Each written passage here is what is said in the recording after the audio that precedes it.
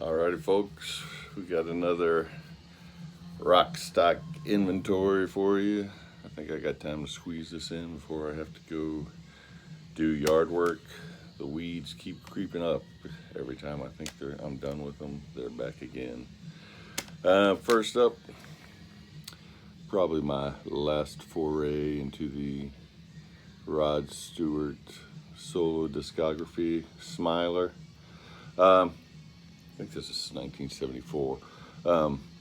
This one gets crapped on a little bit, saying this is the start of his downfall.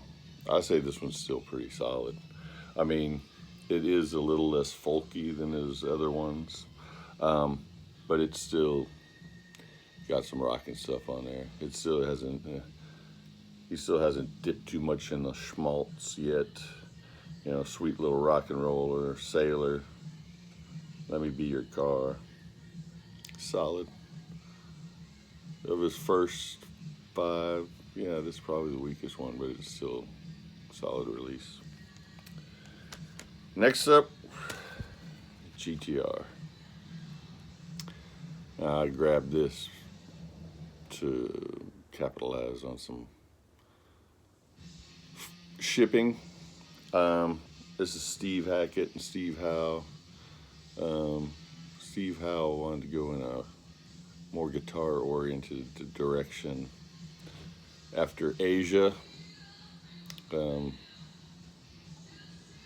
It didn't work out. I mean, I think the keyboards may be more subdued here than Asia, but the guitars are like synthesized guitars. So it comes off as more commercial than Asia. Very commercial sounding sticks, like in their latter period when they've totally abandoned their 70s sound. It's fine. Where the heart rules the mind. When the heart rules the mind, sorry.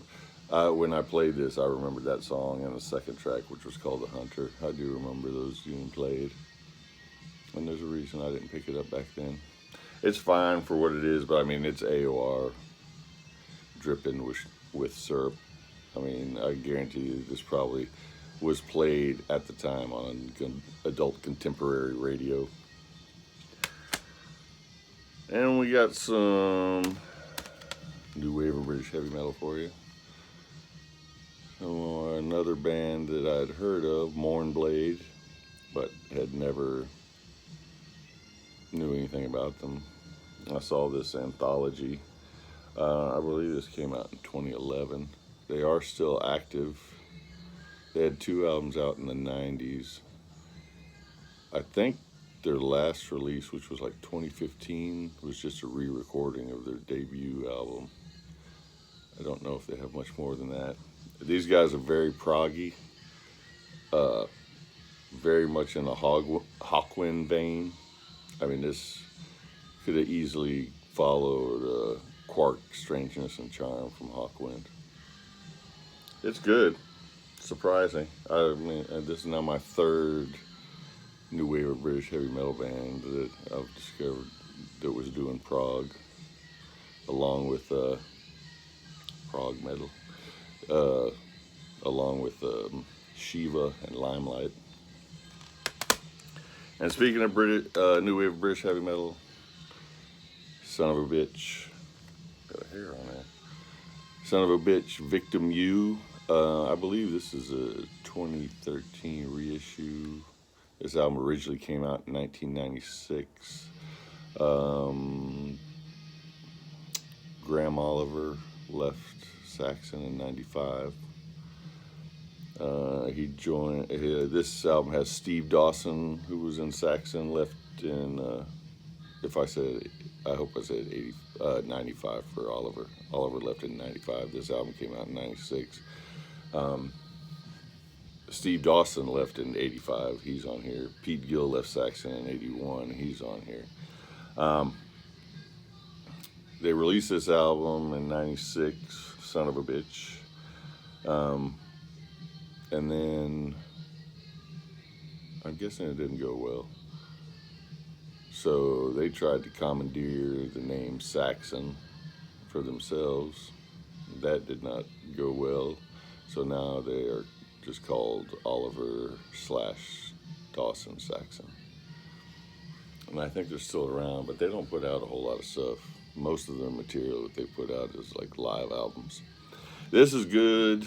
It does not sound like Saxon too much. They have an American singer who has a southern voice.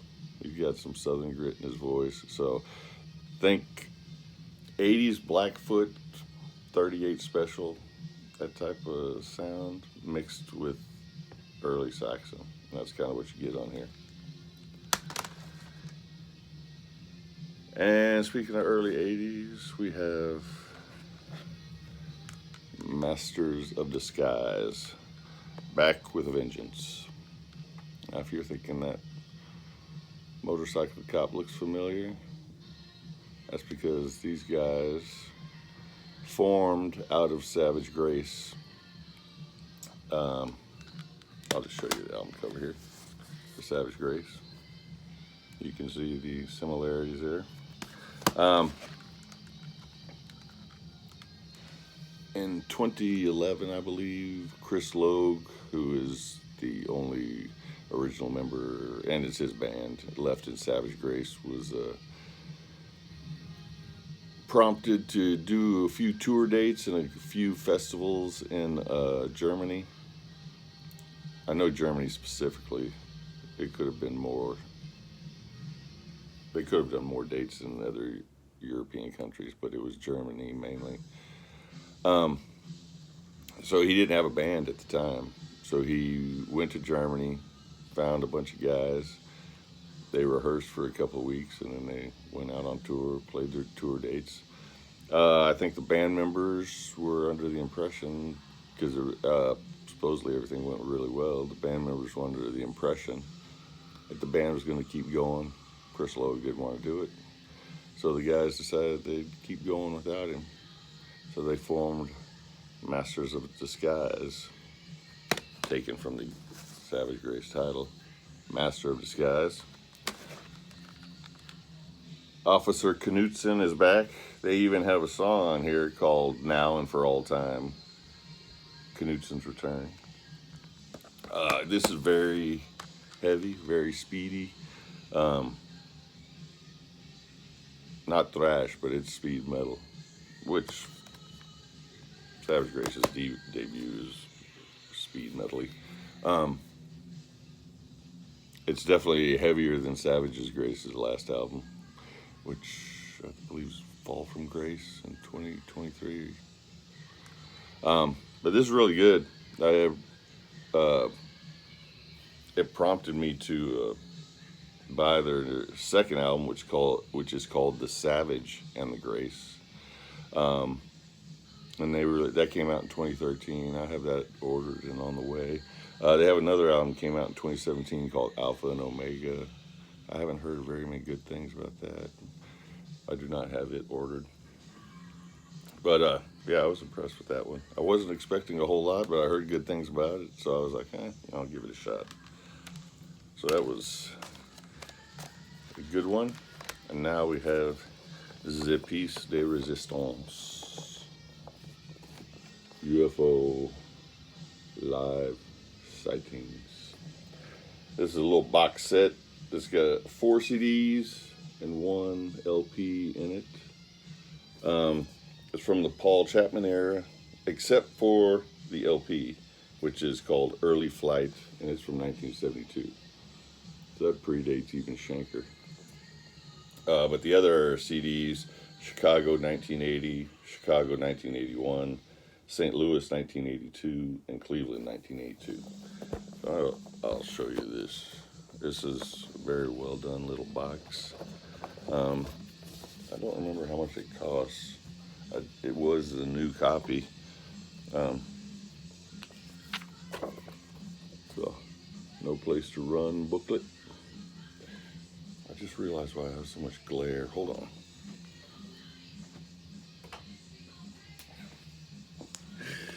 Had the damn overhead light on. Still getting glare there, but not as bad. No Place to Run booklet. Show you a couple pictures in here. This box set was really well done. I did not know about this thing. I'm a big Paul Chapman fan. Try to avoid that damn glare. I think it was old Scott Waters who featured this on his show. I've had this for a while. I bought this at the same time I bought the BBC. Here's the Mechanics tour booklet replica.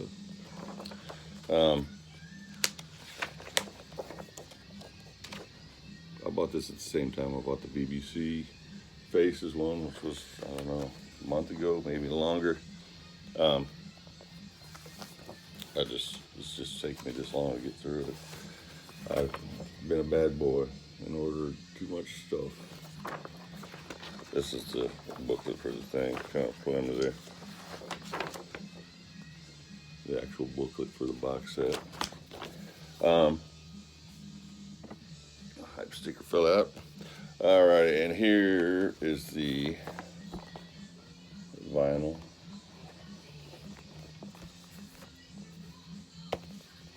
Early Flight, 1972. I have not listened to this. See a little history on it. White vinyl.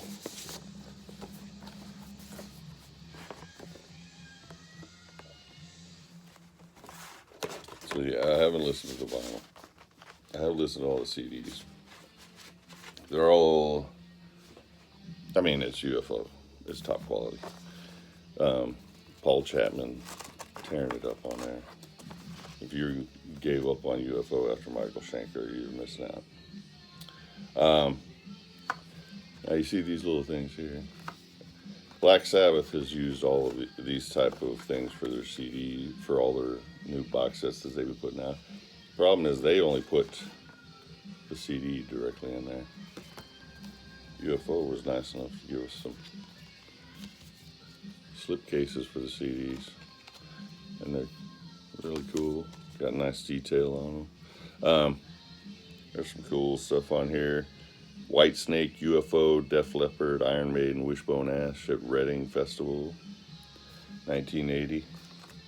That's not what this is from. This is from Chicago, 1980, but this is just clippings from 1980 on there. Phil Moog, Pete Way, Andy Parker, Paul Raymond, and Paul Chapman.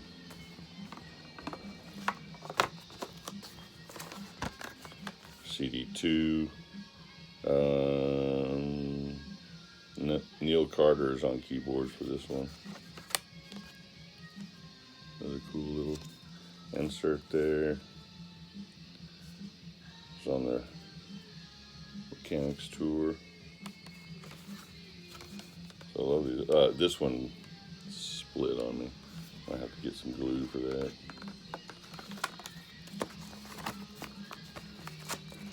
You got CD3 here.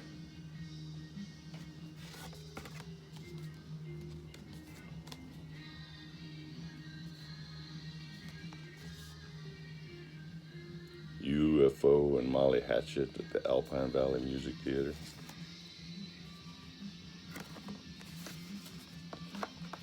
So yeah, this was a really cool set. I dig it. I said I don't remember how much it cost, but it couldn't have been too bad if I can't remember what it cost. Ozzy Osbourne with special guest UFO. So yeah, if you haven't delved into the Paul Chapman era of UFO, I highly suggest it. Maybe not start off with this box set, but No Place to Run is a great album. That's a good place to start as far as the studio album goes. Alrighty, I'm gonna quit messing with this. Go tackle my lawn. You guys have a good one.